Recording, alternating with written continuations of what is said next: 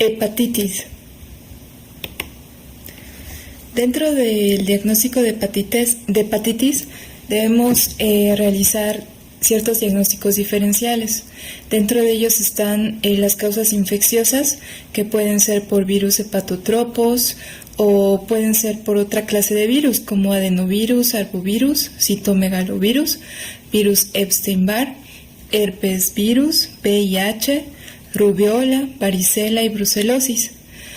Esto dentro de las causas infecciosas, pero también hay otras causas de hepatitis que pueden ser obstructivas, o sea, ser anatómicas, como atresia biliar, quiste de colédoco, fibrosis hepática. También tenemos las alteraciones autoinmunes que conllevan hepatitis, como es la hepatitis autoinmune o la colangitis esclerosante. Hay enfermedades metabólicas que también presentan dentro de su clínica hepatitis, como la deficiencia de alfa-1 antitripsina, la fibrosis quística, desórdenes del metabolismo de proteínas, lípidos, carbohidratos. También hay que realizar un seguimiento a los pacientes que reciben fármacos por largo tiempo, como ser el paracetamol, alfa-metildopa, alcohol, isoniazida, o nutrición parenteral o amiodarona. Y hay otras causas idiopáticas como el síndrome biliar, hepatitis neonatal y síndrome de Reye. En esta ocasión el tema a exponer será hepatitis por virus hepatotropos.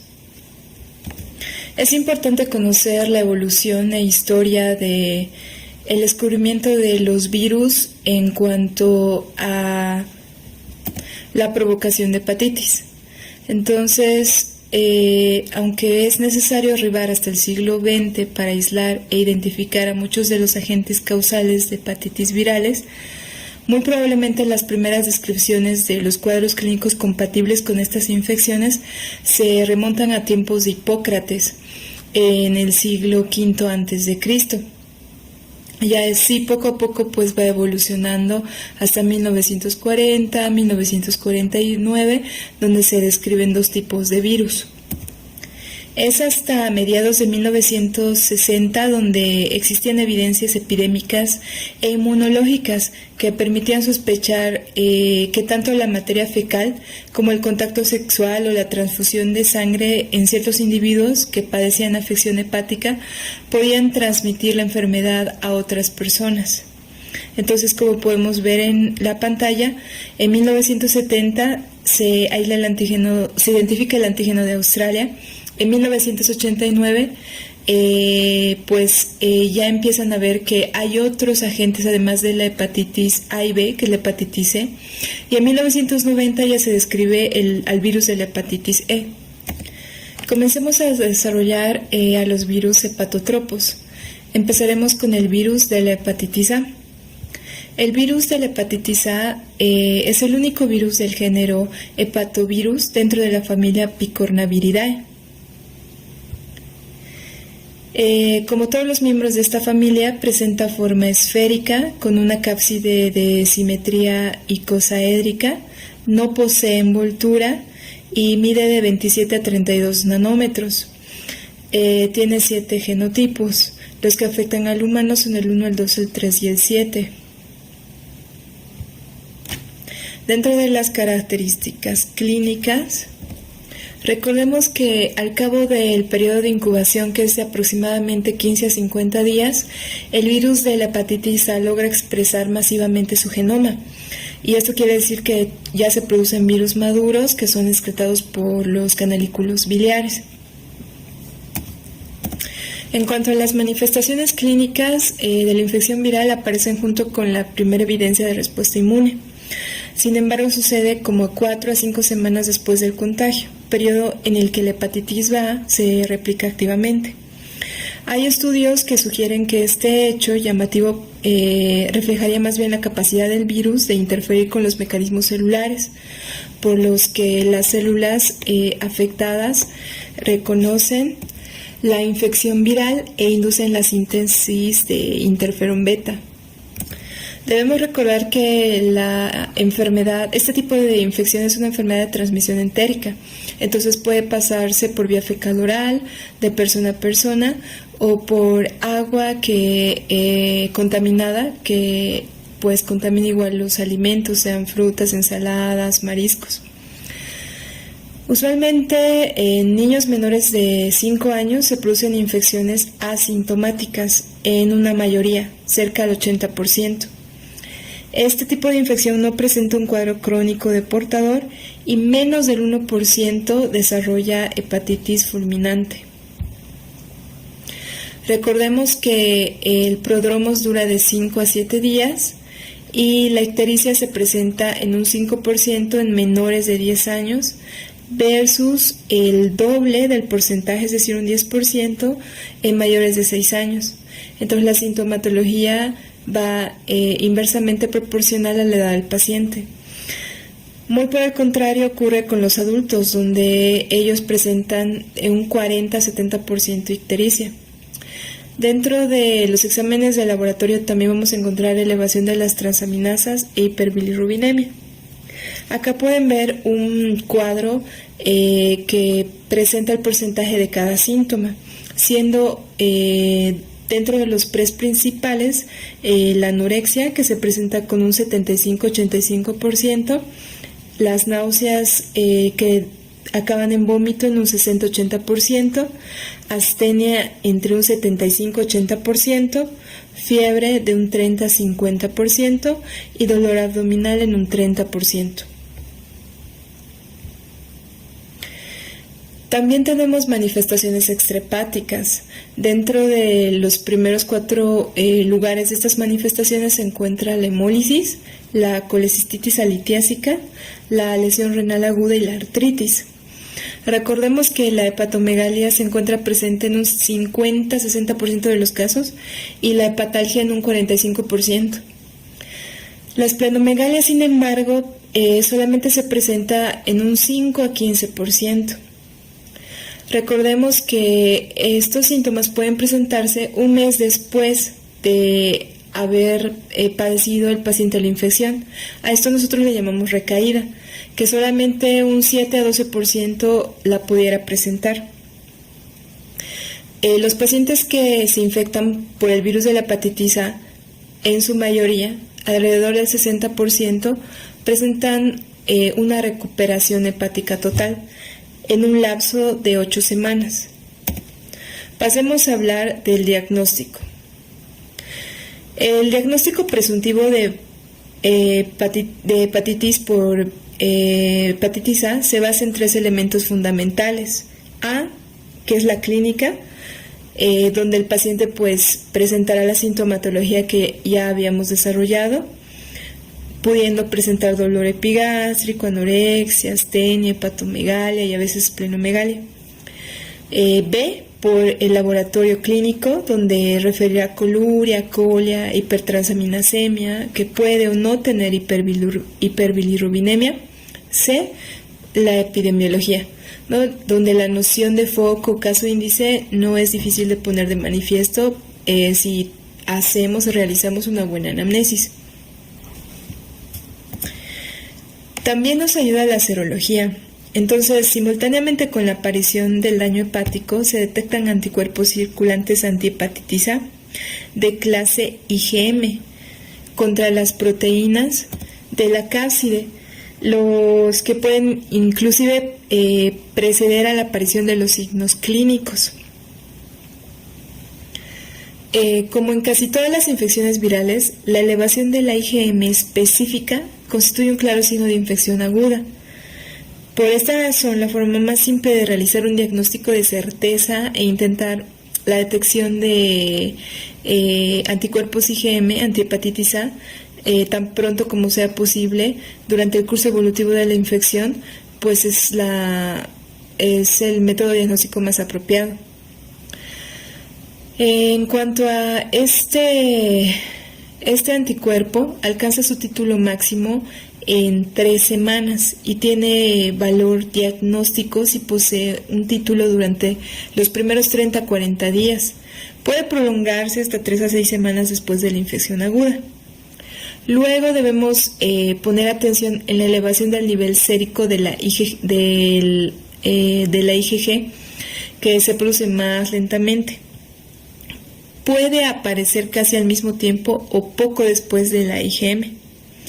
Esta IgG es detectable durante periodos prolongados, puede ser durante años o incluso puede ser durante toda la vida si el paciente se encuentra en una zona endémica. La infección por hepatitis A pasada o resuelta se diagnostica por la detección de anticuerpos contra la hepatitis A de tipo IgG. Bueno, ahora les voy a presentar un curso que nos brinda la CDC sobre el diagnóstico de hepatitis A.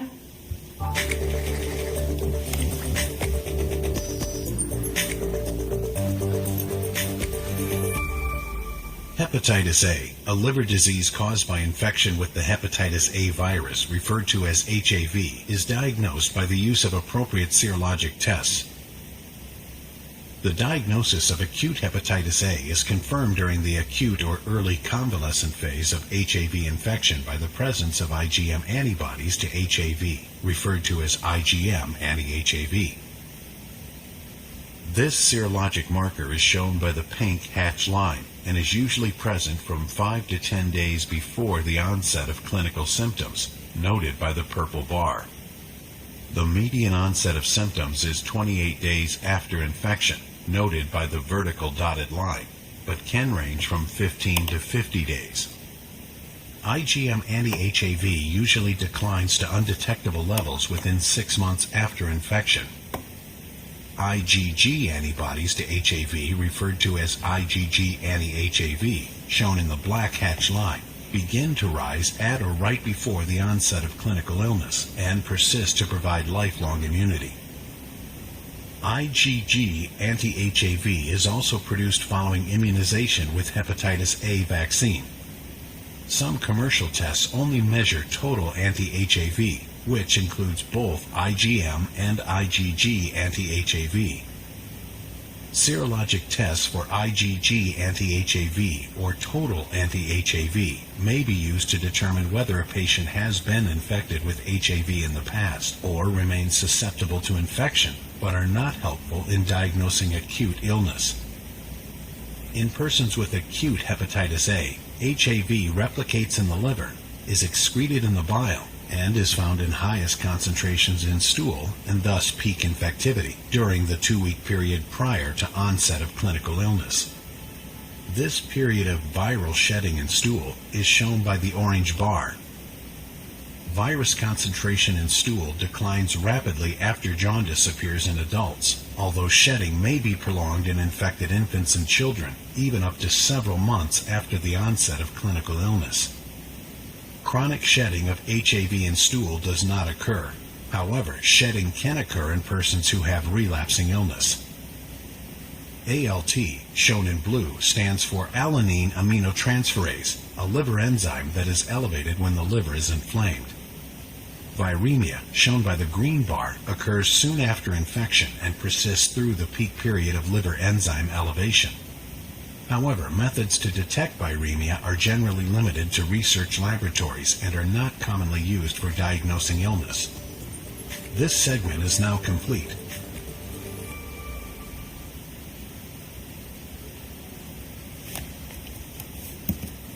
Pasemos a la hepatitis B. Dentro de la historia de la virología de la hepatitis B, esta se remonta al comienzo de la década de 1940, cuando ya se habían acumulado suficientes evidencias epidemiológicas que sugerían la existencia de una segunda forma de transmisión de hepatitis viral, que podía ser de transmisión oral, y esta se sumaba a la forma de transmisión parenteral. El significado militar que esas hepatitis tuvieron durante la Segunda Guerra Mundial indujo la multiplicación de varias personas que investigaban, particularmente en Estados Unidos e Inglaterra. Finalmente, varios estudios controlados de transmisión humana establecieron firmemente la distinción epidemiológica y etiológica entre hepatitis A, que antes era llamada infecciosa, y la hepatitis B, que antes era denominada sérica.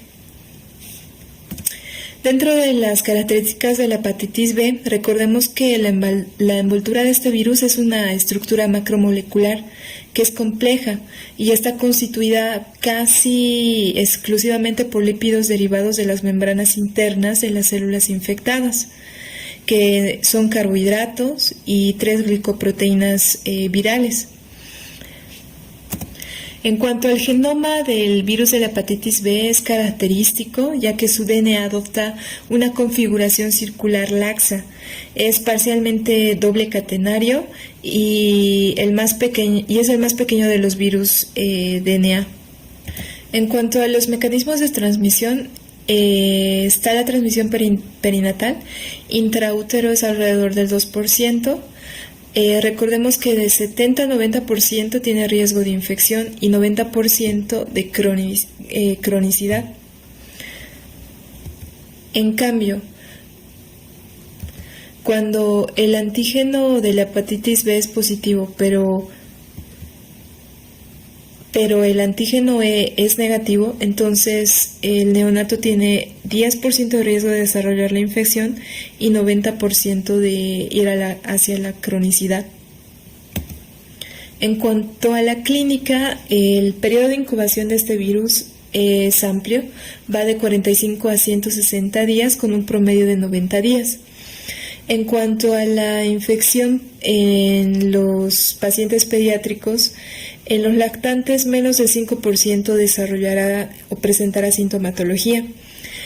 Los niños menores de 5 años presentan una proporción del 5 al 15%, y en niños más grandes, mayores de 5 años, pues este porcentaje aumenta de 33 a 50%.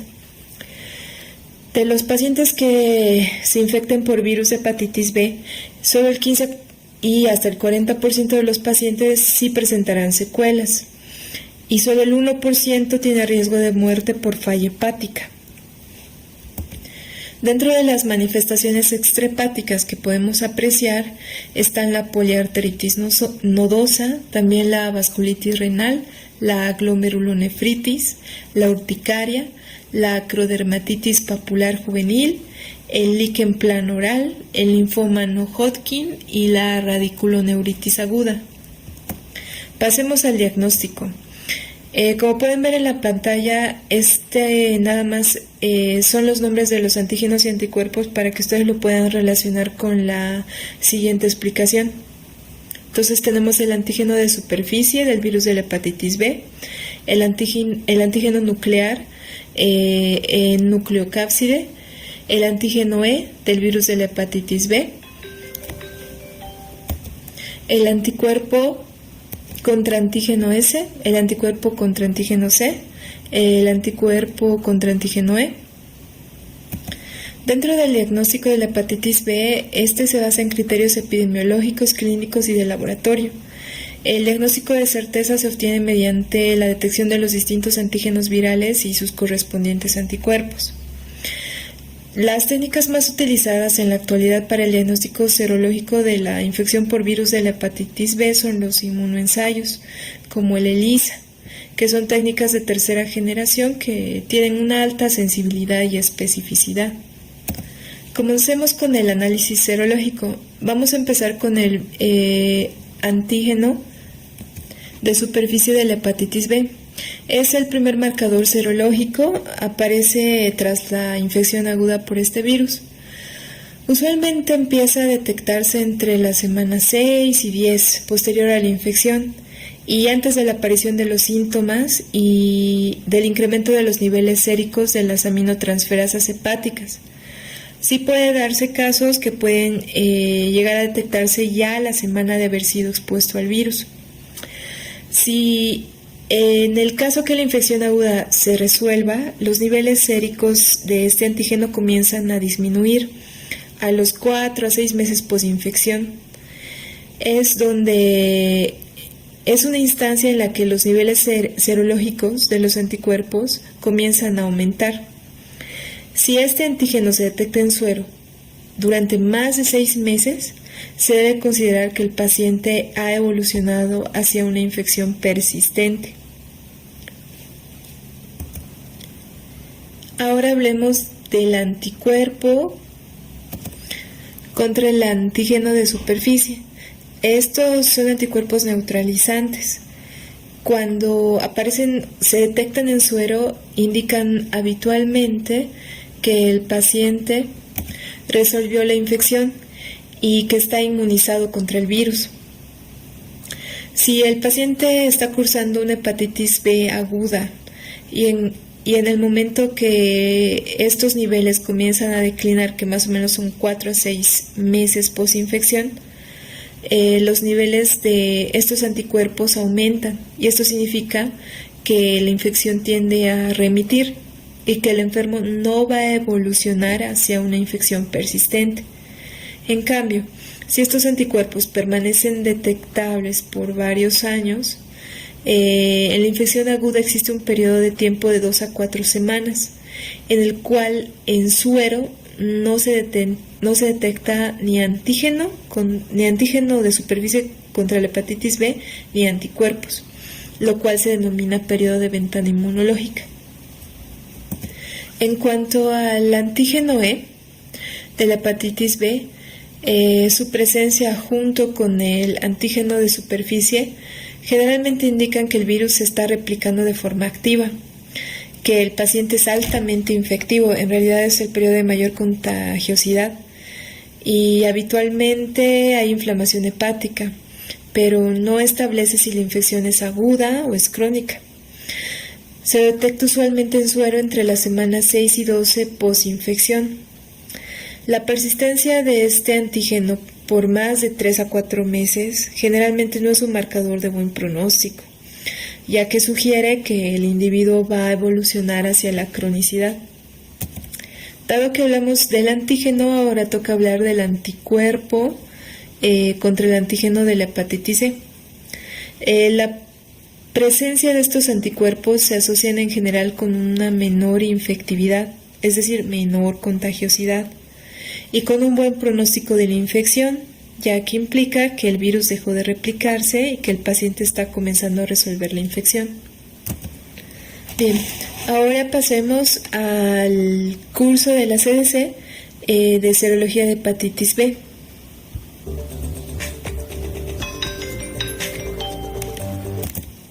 The hepatitis B virus, referred to as HBV, can be either acute or chronic. The first serologic marker to appear in someone infected following exposure to HBV is hepatitis B surface antigen, referred to as HBsAg. HBsAg, shown by the red hatch line, can be detected on average 1 month after exposure to the virus, but can range from as early as 1 week to 9 weeks after exposure, and may precede the onset of symptoms by 1 to 2 months. Symptoms, when present, occur on average 12 weeks after exposure to HBV, with a range of 9 to 21 weeks. This period is noted by the green bar. When the serologic test for HBsAg is positive, HBV DNA can usually be detected in the patient's blood. The duration of detection of HBsAg and hence HBV DNA is variable. About 50% of patients will test negative for HBsAg and HBV DNA by 7 weeks after symptoms of acute illness have appeared. All patients who recover from an acute infection will be HBsAg and HBV DNA negative by 15 weeks after the appearance of symptoms. Hepatitis B E antigen, referred to as HBeAg, is usually detectable in patients with acute disease and is noted by the green bar. The presence of HBeAg in serum generally correlates with higher titers of virus and greater infectivity, while the presence of antibody to hepatitis B E antigen, referred to as anti-HBe, shown by the yellow bar, denotes lower levels of virus and thus less infectivity. A diagnosis of infection of IgM class antibody to hepatitis B core antigen, IgM anti-HBC. This serologic marker is depicted by the pink hatch line. IgM anti-HBC is usually detectable at the onset of symptoms and becomes undetectable within 6 to 9 months. Total antibody, IgM and IgG, to hepatitis B core antigen, referred to as total anti-HBC and illustrated by the purple hatch line, persists indefinitely as a marker of past infection. Antibody to hepatitis B surface antigen, referred to as anti-HBs, is depicted by the orange hatch line. Anti-HBs becomes detectable during convalescence and after the disappearance of HBsAg, and generally indicates recovery and immunity from reinfection. There is a period of time, often called the window period, which occurs after the disappearance of HBsAg and before the appearance of anti-HBs.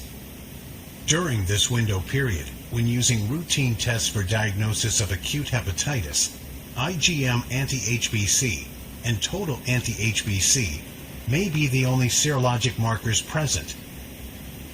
There is also a period of time soon after exposure when these routine tests will find only the hepatitis marker, HBsAg, present.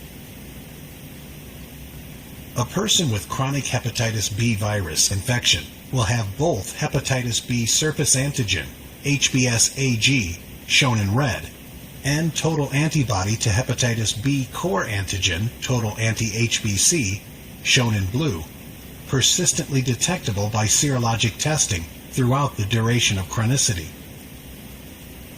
HBV DNA will usually be detectable in serum as well, using a nucleic acid test, or NAT.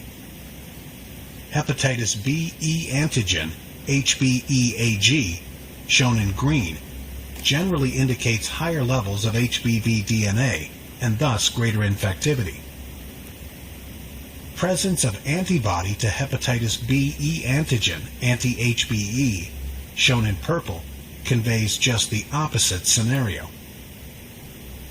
Chronic HBV infection is diagnosed when a patient has a positive serologic test result for either HBsAg or HBeAg or HBV DNA on at least 2 separate samples 6 months apart, or when a patient has a positive test for any one of these on a single sample and has a negative test for IgM anti-HBC. Successful vaccination against HBV infection results in production of anti-HBs, with seroprotection defined as an anti-HBs level of 10 milli-international units per milliliter or more 1 to 2 months after completion of the vaccination series. HBsAg may be transiently positive for 2 to 3 weeks after vaccination, but this is clinically insignificant.